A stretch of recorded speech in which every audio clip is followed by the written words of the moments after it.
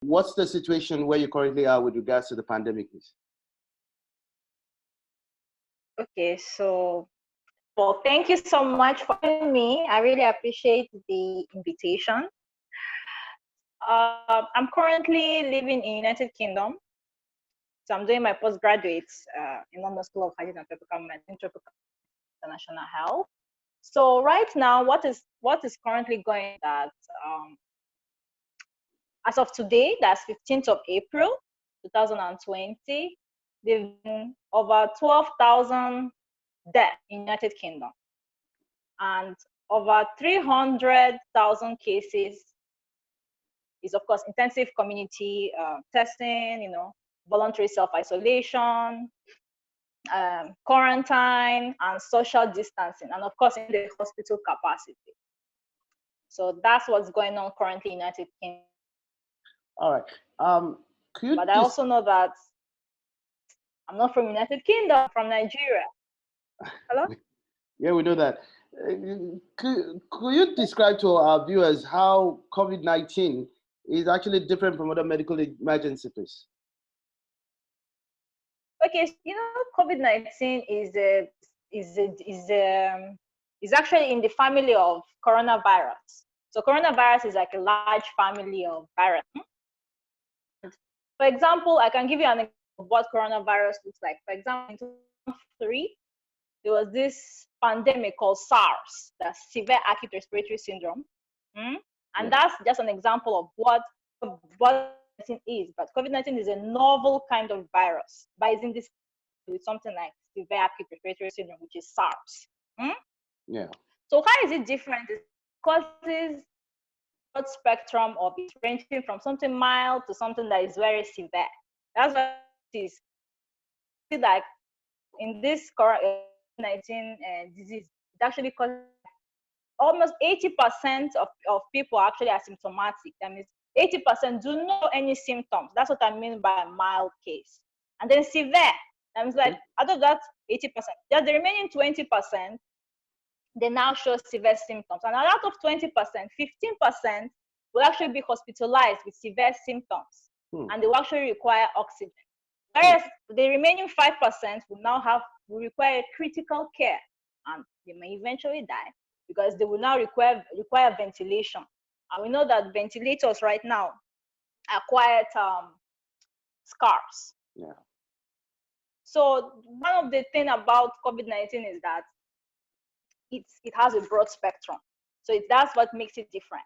Another thing that also makes it different from other diseases is that its mortality rate right now depends on the geographic region, and also, of course, access to healthcare. For example, in low and middle income countries where we don't have a very good access to healthcare services.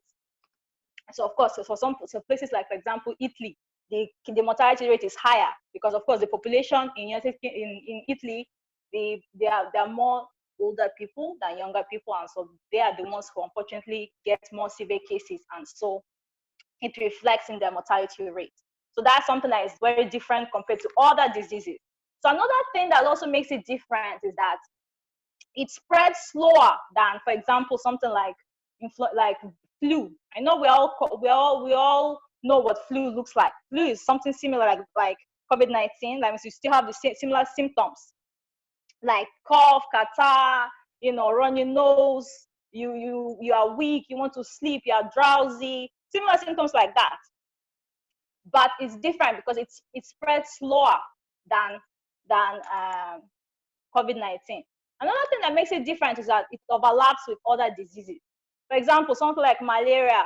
You might be thinking I have malaria, but it's not malaria because it's similar symptoms, but it's different. So that's what also makes it difficult to control. So that's why this disease is very different from any other disease.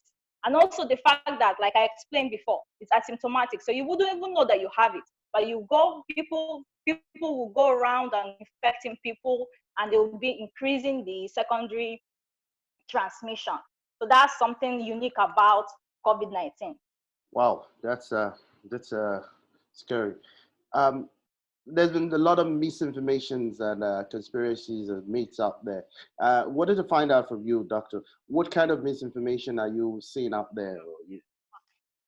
Okay, so right now there's so many actually myths, but the one that actually interested me was the recent one that I heard was that 5G mobile network, you can actually get coronavirus through 5G mobile networks. So I Yeah. just want to say that definitely that's not true, because we all know that the mode of transmission of COVID-19 is through respiratory droplets.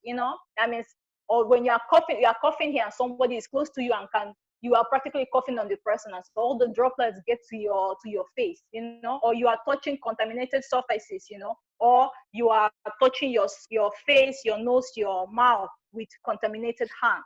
That is how it is spread, not through 5G mobile network. And of course, I also know that some people still believe it, but we have to take note that many countries right now that do have these diseases do not even have 5G mobile network. And that's most of the low and middle income countries, they don't have. And yet these diseases are being spread. So it's one of the myths that is extremely false and very, very irresponsible to even start. Fantastic. Let's also get Yeah, your perspective on this too, Doctor. I wanted to get your perspective on this too, because this is also making rounds in this part of the country, in Nigeria. Is it safe to use malaria drugs such as chloroquine as a preventive treatment, as being touted by some? So for chloroquine, it is chloroquine phosphate. It is this drug particular. It's usually used for treatment of malaria or maybe inflammatory conditions such as arthritis. So right now they've been doing some trials to test the theory that it might have some potential effect in preventing COVID-19.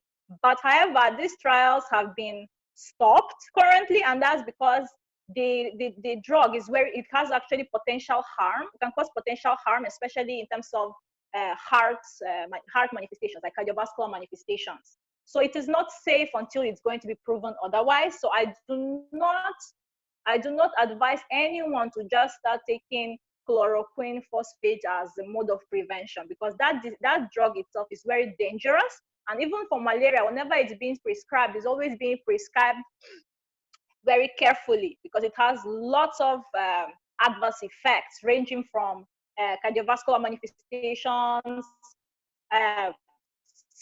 skin adverse reactions. It can even cause a fulminant hepatitis. Even in case of drug overdose, it can actually cause death. So it is not safe until proven otherwise. And right now, it has not been proven. So people should not take chloroquine phosphate unless you are being prescribed for other conditions, like I mentioned, malaria or arthritis. And that's even with the prescription of your doctor. Great.